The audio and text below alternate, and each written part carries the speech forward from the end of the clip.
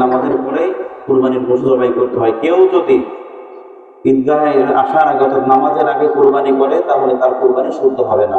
এবং আল্লাহ রসুলের জামানায় এরকম একটা ঘটনা তিনি পেয়েছেন, দেখেছেন যে তিনি ঈদের নামাজ পড়ে যাচ্ছেন, ঠিক সেই সময় কয়েকটা পশু জবাই হয়ে গেছে। বলে তোমরা যারা জবাই করেছো তোমরা আরেকটা করে পশু জবাই করো, তোমাদের এই জবাই শুদ্ধ হবে না।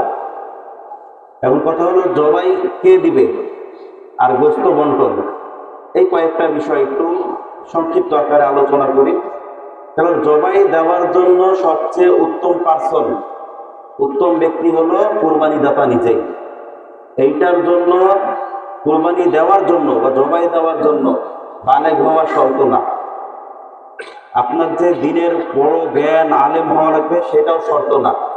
আপনার শরীরে শক্তি সামর্থ্য আছে, আপনি মুসলমান, আল্লাহকে মানেন, বিসমিল্লাহি আল্লাহু আকবার, বিসমিল্লাহি আল্লাহু আকবার বলার মতো শক্তি যদি কারো থাকে, শুদ্ধভাবে এতটুক বলতে পারে, আর ছুরি চালানোর মতো যদি ক্ষমতা বা ওই পরিমাণ শক্তি সামর্থ্য যদি তার শরীরে থাকে, সে কুরবানি দিতে পারবে। পুরুষও কুরবানি দিতে পারে, মহিলাও কুরবানি দিতে পারে। কোনো মহিলা যদি তার নিজের নামে কেউ কুরবানি দেয় তো মহিলাও তার কুরবানি দিতে পারে। আমাদের সমাজে একটা প্রচলন আছে, হয়তো মহিলারা কুরবানি দিতে পারবে না বা জবাই দিতে পারবে না।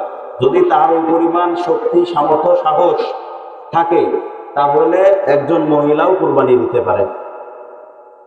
তবে অনেক ক্ষেত্রে দেখা গেছে আমরা অনেকে দিতে পারি না, সেই ক্ষেত্রে নায়েব নির্ধারণ করা বা অন্যকে দিয়ে কুরবানি দেওয়াটাও এটাও জায়েজ আছে। রাসূলুল্লাহ সাল্লাল্লাহু আলাইহি ওয়াসাল্লাম একবার 100টা উট কুরবানি দিয়েছেন। কয়টা? 100টা উট। তার ভিতরে তিনি নিজের হাতে 63টা উট কুরবানি করেছেন। সুবহানাল্লাহ বলবেন না? 63টাকে নহর করেছেন এবং পরবর্তীতে যে যতগুলো ছিল ওগুলোর জন্য হযরত আলী রাদিয়াল্লাহু তাআলা আনহুকে নির্ধারিত করে দিয়েছেন যে বাকিটা তুমি দাও। বাকি পক্ষ ছিল রাসূলুল্লাহ সাল্লাল্লাহু আলাইহি ওয়াসাল্লামের পক্ষ থেকে। আরেকটা বিষয় কথা বলতে গিয়ে কথা আসলো যে কুরবানি কার নামে হবে? কুরবানি কার নামে হবে? কুরবানি সর্বদাই আল্লাহর নামে হবে। বিসমিল্লাহি আল্লাহু আকবার বলে কুরবানি হবে কার নামে? আল্লাহর নামে।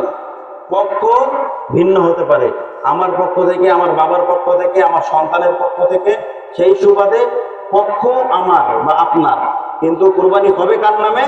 আল্লাহর নামে। কুরবানি হবে আল্লাহর নামে, পক্ষটা ভিন্ন হবে।